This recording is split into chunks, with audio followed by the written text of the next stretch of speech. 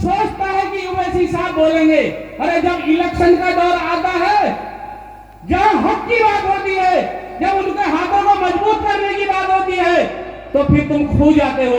जब पिटने की बात होती है, पिटते हो, या तुम्हारे खिलाफ कोई कानून बनता है, तब कहते हो ये बुजुर्ग भी समझदार भी।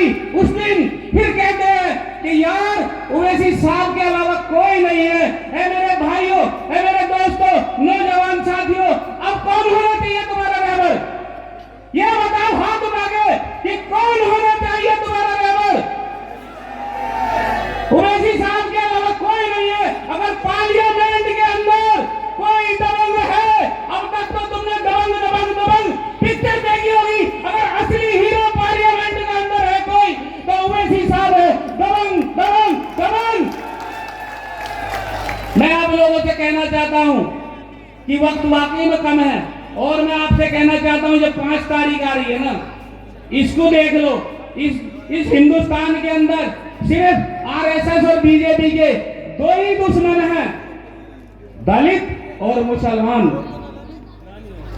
एक पंडित जी के यहाँ सांप घुस जाता, सांप। ये मेरे उस्ताद सैयद अकील साहब ने मुझे बताया कि पंडित जी के जब घर सांप घुस जाता है, तो पंडित जी के बराबर में एक मुसलमान का घर है। पंडित जी कहते हैं सांप सांप सांप, मियां जी आइए, और उसको बुला करके लठ उसके हाथ में दे देते हैं।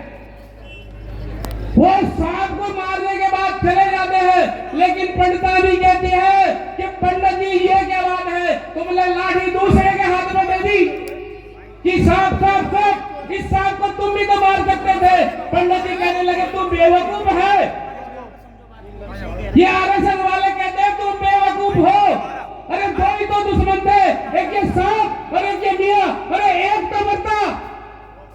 तो मैं कहना चाहता हूं आप लोगों को, ये बड़ी सोच समझ की बात है, बाद में मस्त पछताना।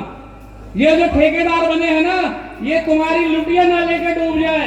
देखो इंशाअल्लाह एमआईएम जीत रही है। अगर एमआईएम जीती तो दिल्ली के अंदर सबसे पहला नंबर तुम्हारा होगा। काहिल भाई को जिताओ और बाहर निकालो। अगर उनके हमदर्द हो तो एक वोट है तुम्हारे से। अगर हमदर्दी की बात है तो सिर्फ तुम्हारी वोट है, ना तुमसे ताकत तलवार की चाहिए, न किसी बंदूक की चाहिए। अगर तुम्हारी वोट मिलती है तो तुम मजबूत, तुम्हारा समाज मजबूत, आने वाले बच्चों का भविष्य मजबूत इंशाअल्लाह।